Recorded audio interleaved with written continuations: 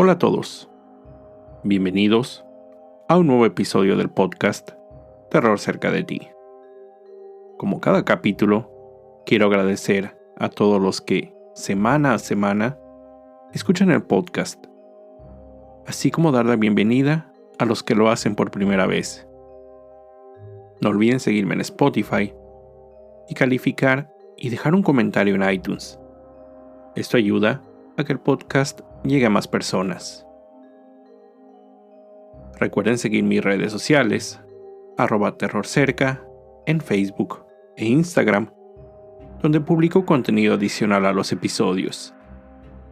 Y junto con el correo electrónico, terrorcercadeti@gmail.com, es la forma en que me pueden hacer llegar sus sugerencias de historias o sus propios relatos. Hoy que el episodio se publica, es mi cumpleaños, así que quiero hacer algo un poco diferente. Primero, contarles sobre los orígenes de algunas de las tradiciones o costumbres que tenemos al festejar un cumpleaños. Pero además, y creo que más importante, ¿qué mejor regalo que un relato original? Espero les guste. Es difícil saber con exactitud en qué momento o época comenzaron a celebrarse los cumpleaños.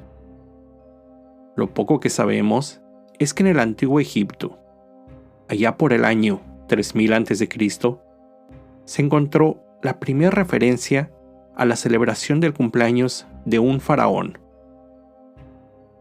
Sin embargo, el arqueólogo y egiptólogo, el Dr. James Hofmeyr, sugiere que esta celebración hace referencia al día de coronación del sujeto como faraón, es decir, el nacimiento del faraón como dios, no como humano. El festejo era para desear al faraón larga vida y ahuyentar a los espíritus malignos que se creía visitaban al soberano el día de su coronación para quitarle su alma.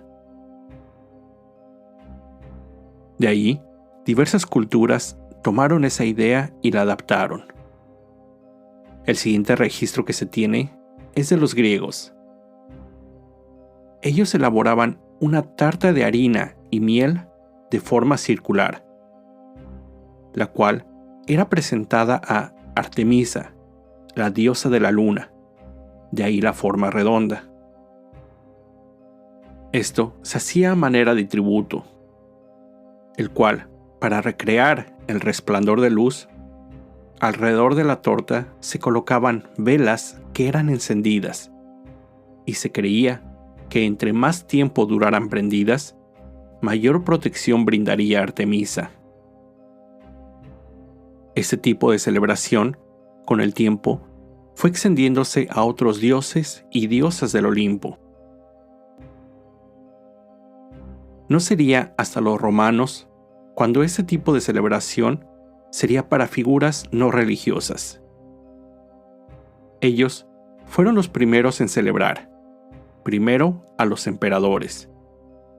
Después se extendió a cónsules, senadores y así hasta que se celebrara a todos los hombres el día de su nacimiento, es decir, excluían a las mujeres. Para ellos, se elaboraba una tarta especial de harina de trigo, aceite de oliva, miel y queso. Esta costumbre, así como el Imperio Romano, fue extendiéndose por todo el mundo. La gente comenzó a elaborar tartas para los festejados el día de su cumpleaños.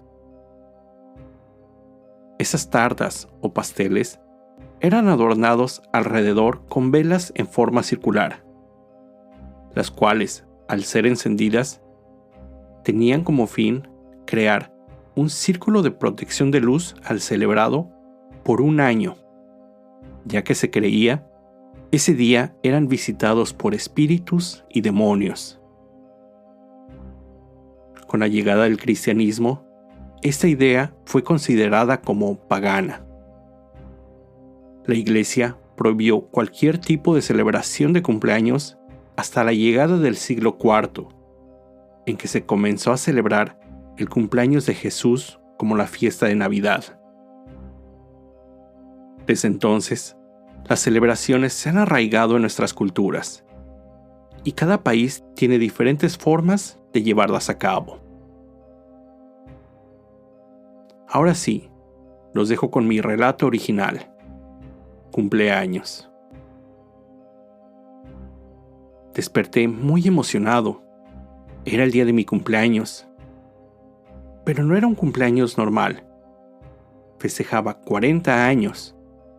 Pero lo más importante, había regresado al vecindario donde crecí. En esta ocasión, había planeado algo muy especial. Ya que ningún familiar cercano podía asistir, había invitado a todos mis amigos y compañeros de la preparatoria. Tenía más de 20 años sin verlos, y aunque no mantuve contacto directo con ellos, gracias a las redes sociales, había podido localizar a todos aquellos con quienes compartí el salón de clases durante esos 3 años tan importantes en la formación de cualquier persona. Esa etapa de mi vida había sido muy feliz. Como la escuela donde cursé, primaria y secundaria, no contaba con un plan completo, entré a una nueva escuela. No era muy grande. Los pocos alumnos que cursaban el primer año me dieron una grata bienvenida. Compartí grandes experiencias con mis compañeros, quienes rápidamente se volvieron mis amigos. Salíamos de fiesta, organizábamos alguna que otra escapada de fin de semana. En fin, todo lo que un joven de esa edad tiene ganas de experimentar. Solo unos días antes había regresado a casa de mis padres. Era la misma casa donde me llevaron desde mi nacimiento hasta el día que terminé la preparatoria. El famoso cliché que todos dicen, recordaba que la casa era más grande, me vino a la mente. Pero además, esta vez había un olor diferente. Tal vez por todo el tiempo que llevaban las puertas sin abrirse. Recuerdo claramente ese día que me fui. Había terminado con mis estudios y estaba listo para mudarme a la ciudad donde estaba la universidad que impartía la carrera que yo tanto ansiaba. Dije adiós a mis padres. Ellos, entre lágrimas, murmuraron algo que no entendí. Después fue una despedida fría. Mis años fuera de casa transcurrieron de manera normal. Asistí a la universidad donde me dediqué de lleno a los estudios. Mi única distracción era el trabajo de medio tiempo que me ayudaba con los gastos. No puedo decir que fui un excelente estudiante. No sobresalí, pero tampoco reprobé alguna materia. Al finalizar mis estudios, encontré un trabajo que absorbía casi todo mi tiempo. No socialicé mucho más allá de lo necesario con los compañeros del trabajo. Mi único objetivo era ver si en realidad se podía aplicar en el día a día lo aprendido en la universidad. Poco a poco me di cuenta que en algunos casos, como en el mío, sí era posible encontrar un uso práctico a toda la teoría aprendida. Finalmente, llegué a la realización que no llegaría a más en ese trabajo. Por eso, decidí renunciar y regresar a casa de mis padres. Todo estaba listo. Había comprado sodas, cervezas, algunos vinos, botanas y comida. Pasaban de las 4 de la tarde cuando poco a poco los invitados comenzaron a llegar.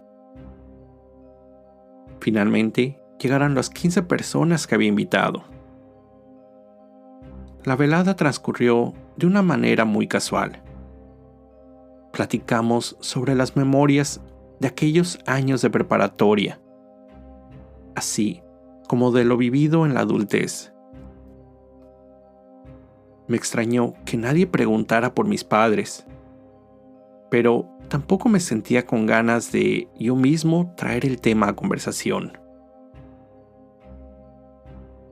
Llegó el momento que yo más esperaba: partir el pastel. Yo mismo lo había hecho. No era nada complicado. Una receta que ya había elaborado algunas veces.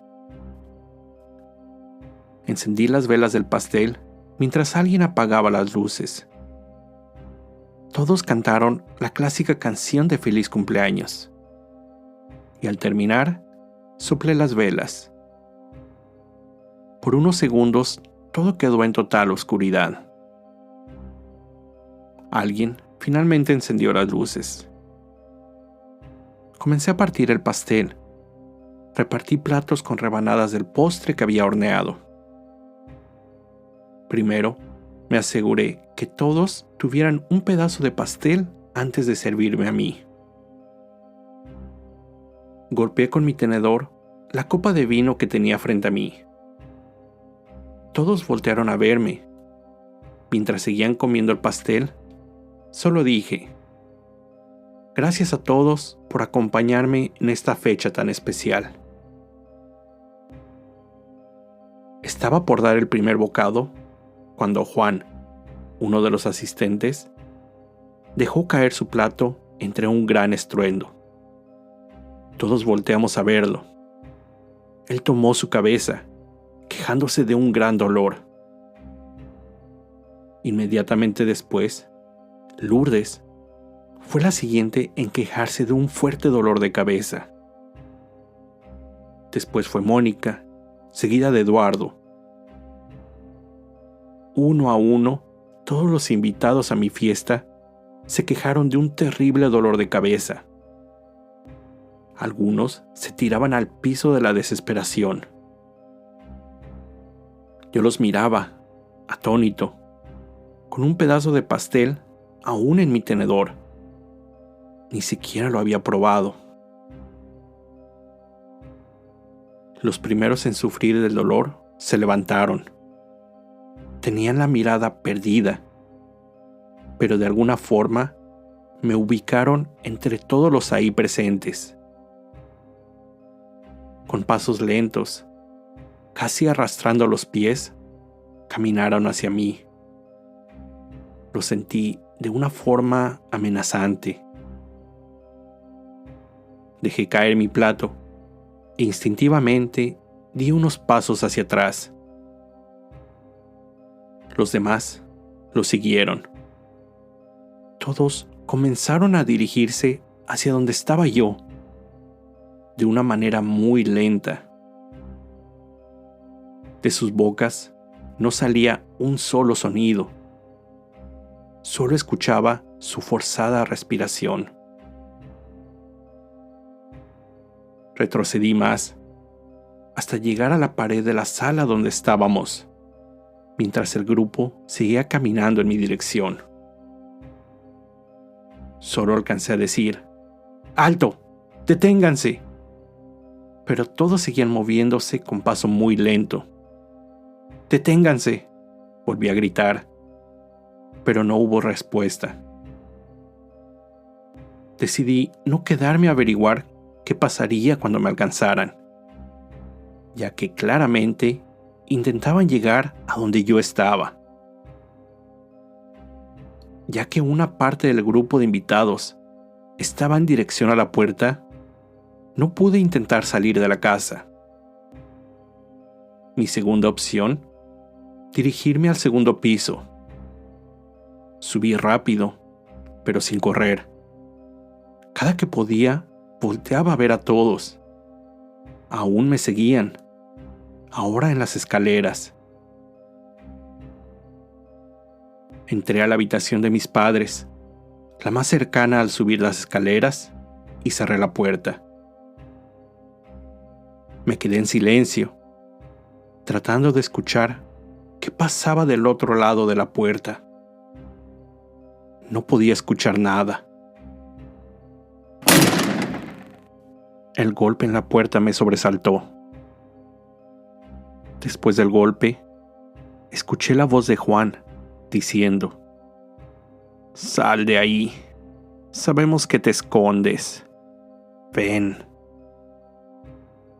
Su voz, aunque aún con el tono de siempre, sonaba rasposa, con dificultad para hablar. Más golpes en la puerta. No podía creer lo que estaba pasando. No era así como había planeado ese día. Escuché cómo la puerta comenzaba a vencerse. No tuve otra opción que dirigirme hacia el closet de mis padres. Dudé por un instante antes de abrir la puerta corrediza.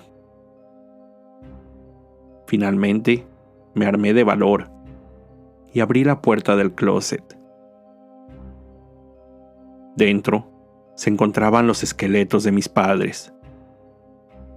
Estaban justo en la posición que recordaba, solo que la última vez que los había visto, aún se encontraban con vida. Les había pedido me ayudaran en mis experimentos, pero como se negaron, no me dejaron otra opción. Ellos fueron mi primer intento, pero falló. Por eso, los tuve que amarrar y amordazar. No podía dejar que los vecinos escucharan sus gritos. Los coloqué dentro de su closet y me despedí de ellos antes de partir a la universidad. Todos pensarían se habían ido conmigo. Justo en ese momento, los golpes en la puerta se detuvieron. Se escucharon otros golpes, esta vez más secos, como si unos bultos fueran dejados caer. Esperé un instante antes de abrir la puerta. Quería estar seguro que no se escuchara algún ruido. Finalmente lo hice. Abrí la puerta de la habitación. Detrás de esta estaban los cuerpos de todos mis compañeros, algunos amontonados sobre otros. Me acerqué a ellos. Solo pude notar que Mónica aún respiraba con dificultad. Por alguna razón, solo ella había sobrevivido.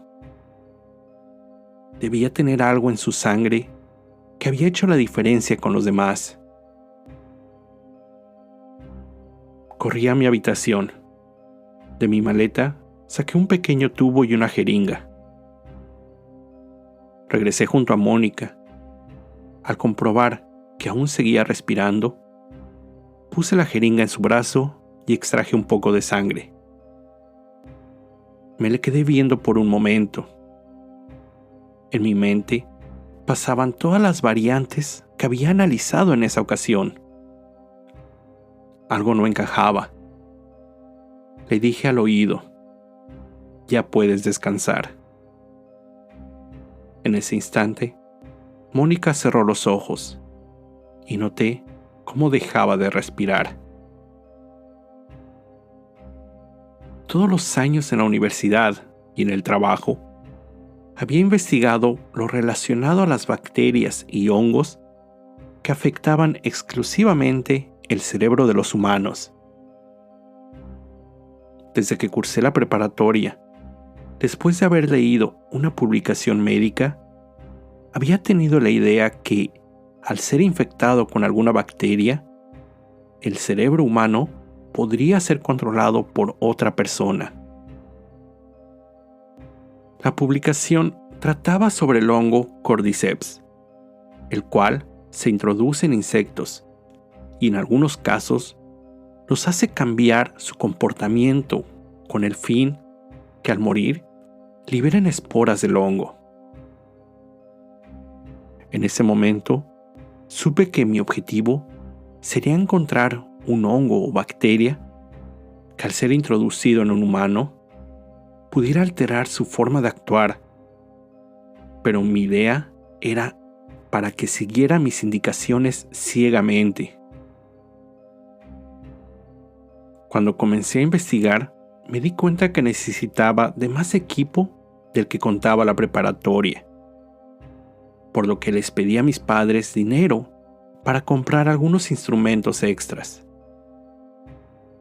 En un inicio, al ver mi interés científico, accedieron.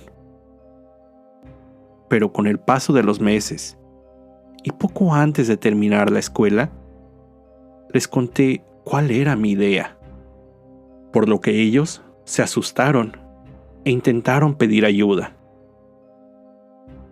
Lo que no sabían, que en ese momento ya les había dado a comer un pan que contenía la bacteria que estaba tratando en ese entonces. Lamentablemente para mí, no funcionó, pero fue peor para ellos, ya que se quejaban a gritos de terribles dolores de cabeza, por lo que tuve que amarrarlos y amordazarlos.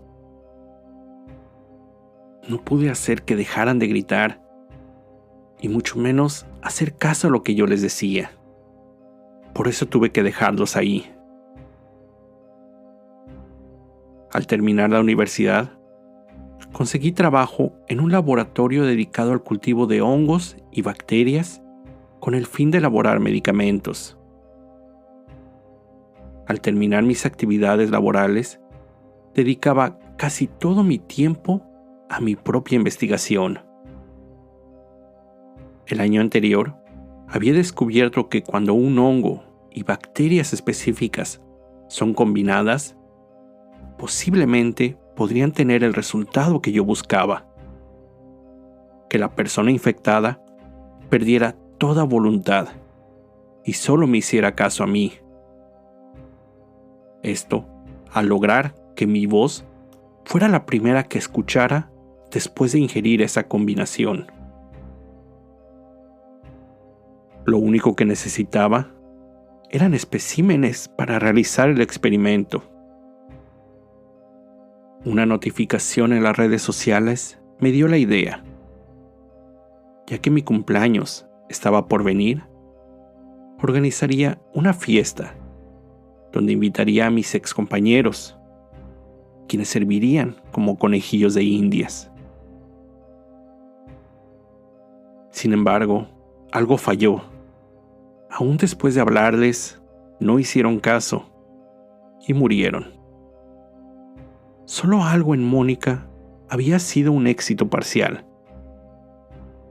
Me llevaría su sangre para analizarla y continuar con más experimentos. De momento, esta fase había terminado. Tendría que irme de casa de mis padres, ya que pronto comenzarían a buscar a mis invitados, y no tardarían en descubrir que todos habían acudido a mi cumpleaños. Con esto llego al final de este episodio. Como siempre, te recuerdo estar alerta de todo lo que pasa a tu alrededor, ya que el terror está donde menos te lo esperas. El terror está cerca de ti. Cuando el miedo se convierte en terror, hay una historia que contar.